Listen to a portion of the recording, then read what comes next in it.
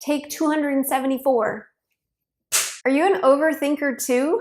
I've got 5 tips for you that are going to help you master the chatter and finally be able to meditate. You ready for this? Before we jump in, if you are new to my YouTube channel, be sure to subscribe and hit the bell for notifications of new weekly videos that I put out on boss lady mindset, habits, productivity, and emotional wellness to help you crush your goals, not your soul.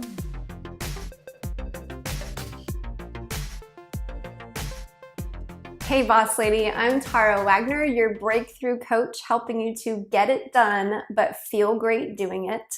And in this video, I want to talk to you about meditation for overthinkers. Oh my goodness, I so get it. I struggle with the same thing. When I was first sitting down to meditate, my mind was all over the place, mostly back and forth all over my to-do list, but you get the drift. I was really at the point where I was thinking that there was just no way. My brain wasn't cut out for this. I'm a fast thinker. I'm always thinking. I'm always, in creative mode. There's no way that I can shut my brain off to be able to sit and meditate, right? And then I had a loving little smackdown from a Swami who loved to give smackdowns, who basically told me that I was missing the whole point. Meditation is not for people who are not thinking. Meditation is for people who are overthinking. That's the entire purpose of learning how to meditate.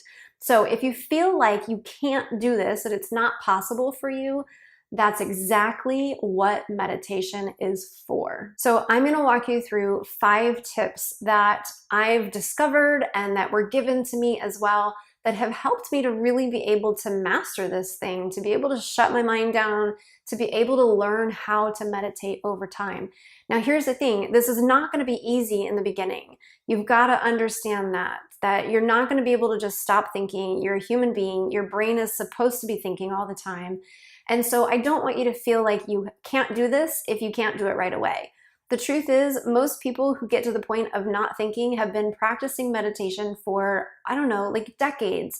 And if that's not your goal, you can still get some great benefits from meditating, even if you are an overthinker. You just need to know how to do it in a way that's not going to drive you bat bleep crazy. Am I right? So let's jump in with tip number 1. Tip number 1 is to be comfortable. I used to think that I had to sit cross-legged in a lotus position with my hands out, and that was the right way to meditate. The truth of the matter is, the right way to meditate is whatever you need to do to make sure that you can sit comfortably and meditate without being distracted. So for me, I choose a comfortable chair that's cushioned. I put my feet on the floor, I close my eyes, and I just sit comfortably. I'm upright, but I am not too stiff. And sometimes I'll even lay down and be able to meditate. Now, the problem with that is you run the risk of falling asleep. So usually when I'm doing this, I am doing it at night so that if I fall asleep, it's no big deal. Now, if you have a hard time sitting comfortably, I recommend that you do some things for your body ahead of time. Maybe you're doing some stretching, maybe you're going for a walk, whatever it is that you need to do to just feel good and be able to sit still longer. This is actually how yoga came to be. It used to really just be about meditation until some people were like, hey, I'm having a hard time sitting for 5 hours at a time in order to meditate. And so they were like, here, try some stretches first. And then yoga turned into what it is today. So it doesn't matter how you sit, it matters that you sit. Choose a place and a space that's comfortable for your booty and plop it down. Tip number 2 is to keep it short and simple. The longer you try to sit, the harder it's going to be to not think. You don't have to sit there for 30 minutes to an hour in order to call it meditation. 3 minutes is long enough, especially in the beginning. As you start with 3 minutes, as you get really good at that, you'll slowly be able to add more time to it, and you'll want to add more time to it.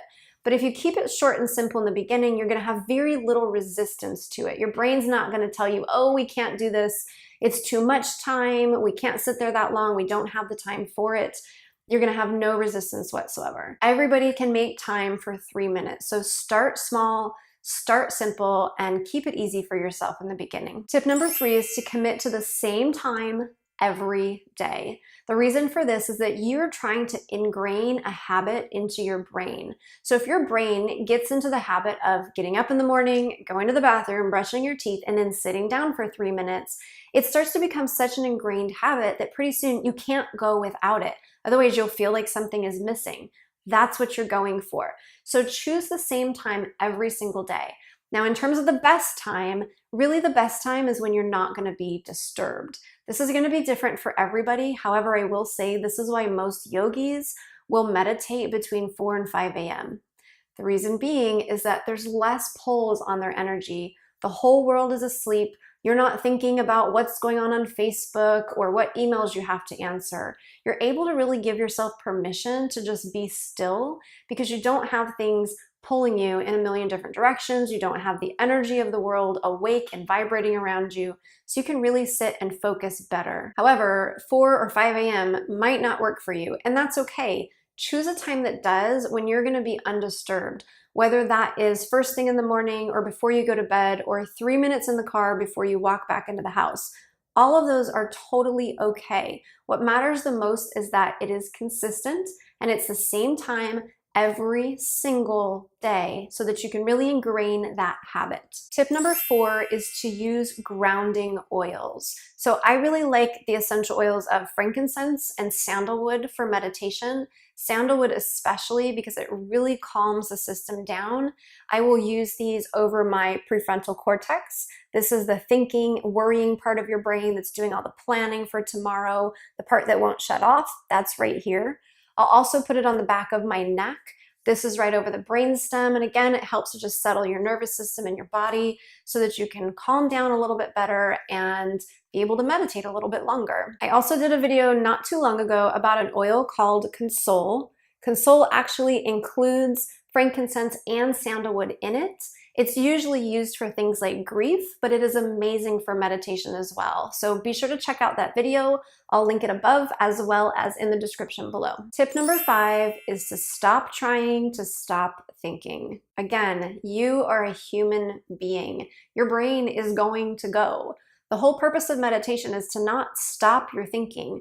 The purpose of meditation is to learn how to separate yourself from your thoughts, to be able to observe them so that you can better question them and so that they don't carry you away. In fact, an analogy that's used a lot and that I love and have found really, really powerful in my meditation is to think of your thoughts as something floating down the river.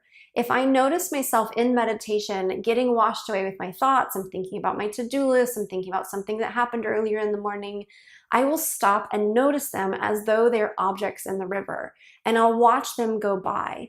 I'll actually visualize myself stepping out of the river, watching my thoughts go by, and then I'll turn my attention back to my breath. Now again, it is normal to have to do this over and over and over again, like literally every 2 or 3 seconds. Don't get frustrated. That is the purpose of meditation, is to do this over and over and over again, because as you do it, you're ingraining that habit into your brain of, hey, I don't need to get carried away with these thoughts. I'm the observer of these thoughts. I can question these thoughts. These thoughts are not in control of me. Now, one tool that can help you to do this is using a guided meditation. However, I have found that a lot of guided meditations are actually guided visualizations, which is not helping you to train yourself to separate from your thoughts. So I really don't like those, but I have found a guided meditation that I love. The reason that I love it is that it's actually 4 meditations in one. There's a 3-minute meditation, a 7-minute, an 11-minute, and a 30-minute. This way you can start simple, and as you get really good at that 3-minute, you can start practicing the 7-minute and so on. Also, the reason that I love this is because it's a true guided meditation. It's guiding you on how to slow down your thoughts or to observe your thoughts. And in every single one of those meditations, it has quiet space. No sound, no visualizations, just you with your breath. But before you get there, it guides you on how to use that time so that by the time you get to that quiet part in the meditation, you actually know what you're doing. This is a really powerful meditation. I highly recommend it. I'm gonna put a link to it in the description below. Definitely check that one out. All right, now you know how to start a meditation practice as an overthinker, But here's where I want to give a little plug for my free self-care in seconds training. A lot of times we find it hard to sit down and meditate because we feel like we don't have time. And this training will teach you how to find the time, how to prioritize the time, and how to maintain the habits that will allow you to constantly fill your cup, meet your own needs, and feel good enough to actually, run your business and live your life. It also includes tons and tons of other self-care ideas that you can squeeze in as little as 30 seconds. So literally, you have no more excuses for not taking good care of yourself. You can download your free self-care in seconds training with the link in the description below. All right, now I want to hear from you. What tips have you used to help you to meditate? Leave your ideas and any questions you have in the comment section below. Then don't forget to download your free self-care in seconds training. And if you found this video helpful, please give me a like, share it with your boss lady friends and in your favorite Facebook groups. And don't forget to subscribe and hit the bell for notifications of new weekly videos that I put out on mindset, productivity, and emotional wellness to help you crush your goals, not your soul. Thank you so much for watching, and I will see you next time.